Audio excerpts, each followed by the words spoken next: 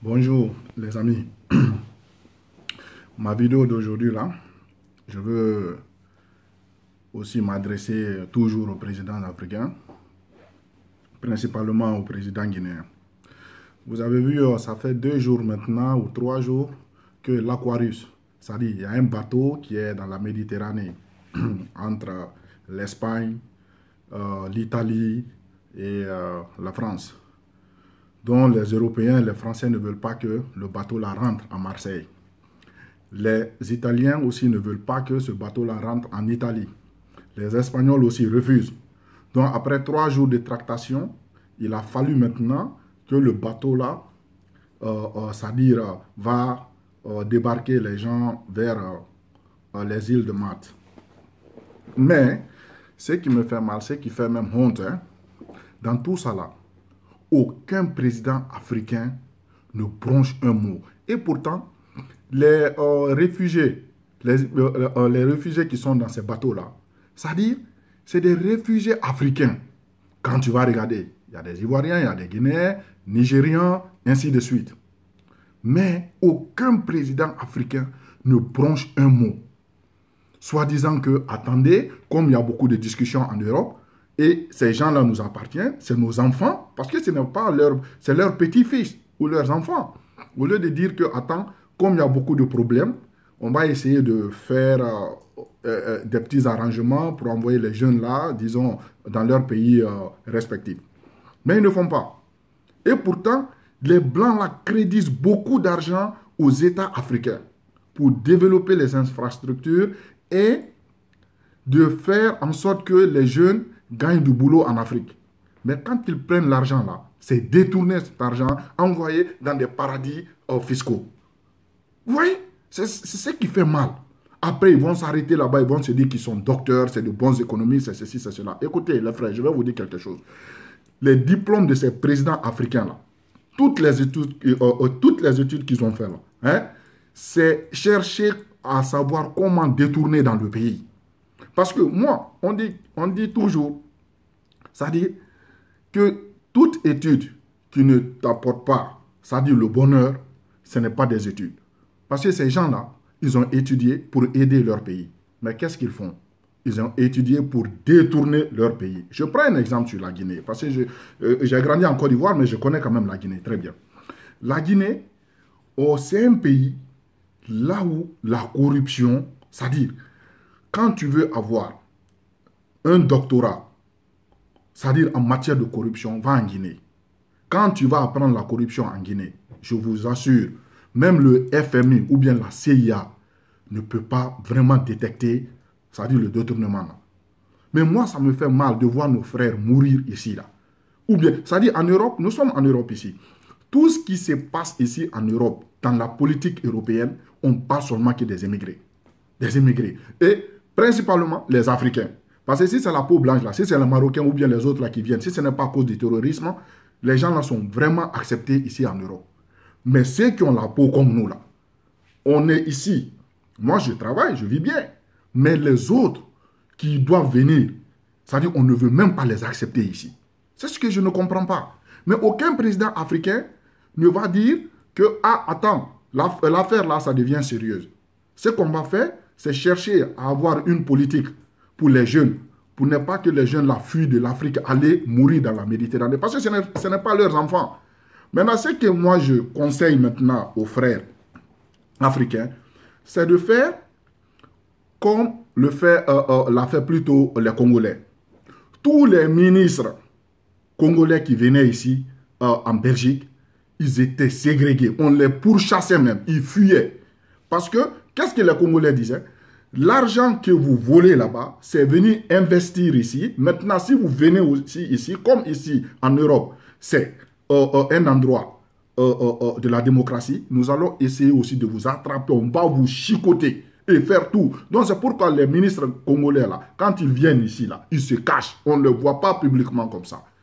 Mais que ce qu'on doit faire, c'est-à-dire contre les autres ministres, là. Parce que moi, ça m'écoeure de voir que les Africains, là, ils sont incapables d'avoir une politique pour la jeunesse. Il ne reste que ça. Si vous voulez voler, Mais au moins aider la jeunesse. Mais on n'aide pas la jeunesse. Ce qu'on fait, la jeunesse est à l'abandon. Mais quand ils sont dans les télés ou bien ils vont à l'ONU, ils vont chercher à dire, ah oui, on va essayer d'aider l'Afrique pour ne pas que vraiment on perd, comment on appelle, la main d'œuvre, ainsi de suite. Des patati patata, c'est ce qu'on entend. Ils sont très forts. Mais c'est pourquoi hier, j'ai regardé l'émission du président Trump. Il a dit aux Africains, là, il a dit peut-être les gens n'ont pas bien compris. Maintenant, l'Amérique ne va plus crédit, ils ne vont plus donner l'argent au pays. C'est-à-dire, il a sous-entendu, tu ne respectes pas l'Amérique. Mais cela veut dire quoi? Ce n'est pas respecter l'Amérique.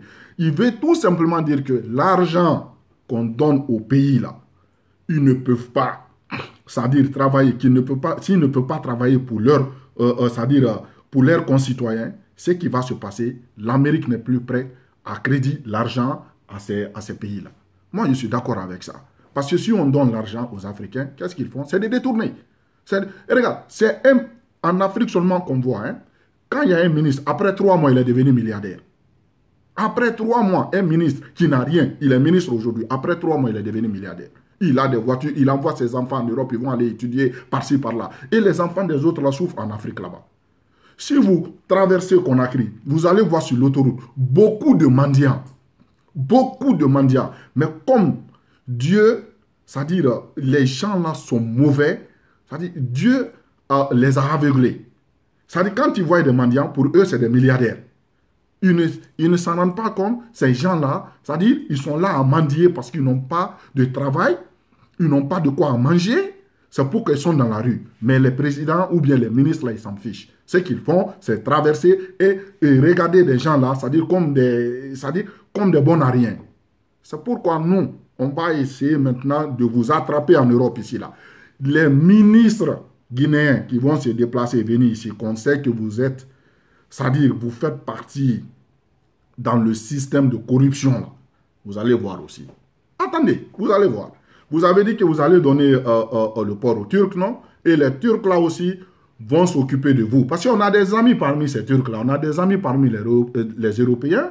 Nous aussi, ici, là, ça nous appartient. Comme vous dites que là-bas, vous êtes prêts pour faire n'importe quoi là-bas, si le jour que vous allez venir ici, nous allons aussi vous attaquer. C'est ça. Mais je veux aussi parler de la politique, des politiciens guinéens, là, comme un certain Jean-Marc Teliano. C'est-à-dire, c'est une personne qui fait honte. Même pas lui seulement, il y a beaucoup d'autres. Vous voyez, c'est-à-dire, on appelle ces gens-là en politique des prostituées. Vous voyez, c'est-à-dire, c'est des gens qui font, c'est des nomades en politique. Ils sont ici aujourd'hui. Si ça ne va pas, s'ils ne peuvent pas remplir la poche, ils vont de l'autre côté. Si ça ne va pas là-bas, ils vont aussi ailleurs. On a quand même quelques-uns qui sont constants.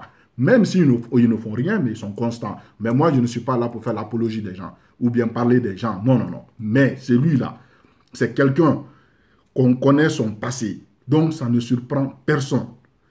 Une personne qui est partie en Côte d'Ivoire, lui, c'était qui? C'était des gens qui faisaient sortir de l'argent là, non? Des prestidigitateurs. C'était des gens qui faisaient sortir de l'argent. Donc, ils truandaient, qu'on disait en Côte d'Ivoire, les Djinamori. C'est un Djinamori.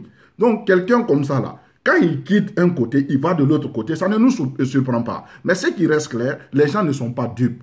C'est des gens qui ne vont jamais être présidents dans notre pays là. Parce que nous aussi, on ne boit pas l'eau par les narines. On vous attend. Les élections, c'est en ce moment qu'on va vous montrer que vous êtes aussi de bons arrières. Mais c'est quoi ça? Vous êtes là-bas seulement détourné. Quand on fait la politique, c'est la conviction. Un politicien qui n'a pas de conviction, ce n'est pas un politicien. C'est-à-dire qu'il faut être constant dans ce que tu fais. Parce que les gens te jugent. Ici, en Hollande, ici, il y a une femme, c'est-à-dire elle était ministre de l'Intérieur. Qu'est-ce qui s'est passé? Il y a, au Mali, à Bamako là-bas, non, comment on appelle, c'est-à-dire à Bamako, il y a un avion de la Hollande, c'est-à-dire qui a fait des défaillances. Et le pilote est mort. Il y a eu des problèmes derrière. Qu'est-ce qui s'est passé? Ici, elle a démissionné. Elle a démissionné. Parce qu'il y a eu beaucoup de problèmes derrière la femme là. Elle était obligée de démissionner. Mais chez nous, là-bas, les ministres ne vont jamais démissionner. On n'en dit ce qu'on ne vient pas. Ne démissionnez pas. Ça, c'est votre problème. Mais quand on vous enlève maintenant aux affaires, c'est les mêmes personnes qui vont aller parler. de ce gouvernement. Le gouvernement là n'est pas un bon gouvernement. Le gouvernement ne veut pas travailler. Ceci, c'est cela. Ça dit pour se faire aimer par la population. Et pourtant, ils oublient que quand eux-mêmes ils étaient aux affaires, ça dit ils n'ont rien fait pour le peuple. Et ils ne faisaient rien. C'était seulement manger. Mais quand ils ont besoin de l'électorat, ils vont aller chercher les jeunes dans les quartiers, dire que il faut me supporter, après je vais faire ceci, cela pour vous. Et pourtant, quand ils sont aux affaires, ils oublient ces gens-là. C'est pourquoi moi j'ai dit chez nous là-bas, là, la personne qui sort dans une manifestation politique, qu'on te tue au dehors, c'est comme s'ils ont tué une mouche. Nous, on s'en fout. Personne ne doit sortir et soutenir un homme politique guinéen. Aucun homme politique guinéen. Peut-être qu'il y aura des hommes politiques qu'on va soutenir. Mais dorénavant, il n'y a personne en Guinée là-bas qui est digne d'être un bon politicien. Vraiment. La preuve en est que la dernière génération des politiciens, ça c'est Alpha Condé. On a vu là, avec l'arrogance qu'il est venu dans le pays, ce qu'il est en train de faire. Il n'écoute pas. Il prend la Guinée comme son empire. Et pourtant, quand tu es président, tu es à l'écoute de la population, mais pas le contraire. La population, toi tu es venu pour travailler pour la population. Mais ce n'est pas la population qui va travailler pour toi. Tu vois? Parce que c'est un sacrifice. Quand tu es opposant, quand tu es président de la République, tu te sacrifies. Dire que, ouais, ça, c'est très difficile. Ça dit, j'ai une grande charge sur mes épaules. Mais ils ne font pas. Ils ne font pas. Vous avez vu aux États-Unis, quand Barack Obama était venu au pouvoir, il était jeune, il était beau. Mais après 2 ans, regardez Barack Obama, ce qui s'est passé. Il était devenu vieux. Hein? Il était devenu vieux. Il a avancé en âge. C'est-à-dire, si on dit qu'il a avancé en âge, ce n'est pas parce que c'est son âge, hein, mais c'est parce qu'il avait beaucoup de charges. Hein? Les États-Unis, la première puissance du monde, toi, tu as la charge là sur tes épaules. Qu'est-ce qui va se passer? Hein? Donc, il ne faut pas faire d'erreur. Bon, mais je ne parle pas des États-Unis en ce moment-là. Je parle de la Guinée. Je parle de la Guinée. Parce que l'homme là, il est là-bas. Mais tout ce qu'il fait, c'est de l'arrogance. Pourquoi tu ne peux pas discuter avec les gens? Et pourtant, la paix n'a pas de prix. Ce qu'on veut dans le pays, c'est la paix. Parce qu'aucune démocratie ne peut avancer sans la paix. Et la paix, là, ça ne s'achète pas. La paix, ça se construit. Ça se construit. Donc, pas quelqu'un qui a fait les droits, on dit professeur en droit, qui vient dans un pays, on dit le professeur en économie, professeur en droit, ou bien docteur ou quoi là, tu es président, mais maintenant, tu n'arrives même pas à dialoguer avec tes concitoyens. Quand tu sors, c'est seulement des clashs. C'est seulement des clashs. Insulter ces gens, insulter les autres. Oui. Donc, vous êtes là à mélanger les gens. Mais moi, c'est que vraiment, l'Afrique, c'est difficile. C'est pourquoi moi, j'ai l'idée en tête. J'ai beaucoup réfléchi. Quand les Européens vont nous léguer le continent européen, ils disent que tous les Africains n'ont qu'à venir en Europe. Hein, ils nous donnent, ils laissent tout ici avec la technologie. C'est-à-dire tout ce qu'ils ont ici, là, ils vont nous donner ça. Les Africains ils viennent ici et les Européens vont en Afrique. Sans rien, mais ils vont développer encore l'Afrique là-bas. Et nous, les Africains qui sont en Europe ici, nous allons détruire tout en Europe ici. Et aller encore en Afrique là-bas, dans notre continent, demander l'asile politique ou l'asile humanitaire en Afrique. Oui, donc c'est ça. Parce qu'on ne voit aucune personne, aucun président africain. En fait, certains travaillent, mais pas tous les présidents africains.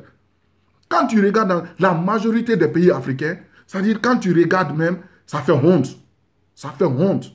Sinon, nous, on est là, nous, on travaille. L'argent qu'on gagne, on envoie là-bas. Eux, leur temps, les opposants, là, quand ils étaient ici, tout ce qu'ils gagnaient, c'était ici. Ou bien ils envoyaient ça dans d'autres pays. Mais nous, ce qu'on gagne, on pense à nos familles. On envoie là-bas. Mais eux, leur temps, ce n'était pas comme ça. Mais pourquoi, en ce moment-là, maintenant, ils ont le pouvoir et ils se comportent encore comme des bons à rien? Je ne comprends pas. Donc, ce que moi, j'ai à leur dire, aujourd'hui, maintenant, le monde a changé. Le monde a changé. La génération là, nous sommes prêts maintenant à faire face à n'importe, vraiment à n'importe quel président de l'Afrique. Nous allons les défier aussi. Comme ils nous ont défiés, nous allons les défier. Nous allons faire le système des Congolais ici. Quand un ministre guinéen vient ici là, sauf si on n'a pas appris, ils n'ont qu'à venir en catimini. Mais quand ils viennent, si nous sommes au courant, vraiment, ils vont voir des manifestations devant eux. Et s'ils se trompent, ils ne sont pas avec des bodyguards. Nous allons les chicoter ici. Ils vont voir. C'est ce que j'avais à vous dire. J'arrive encore avec d'autres vidéos. Bientôt, vous saurez.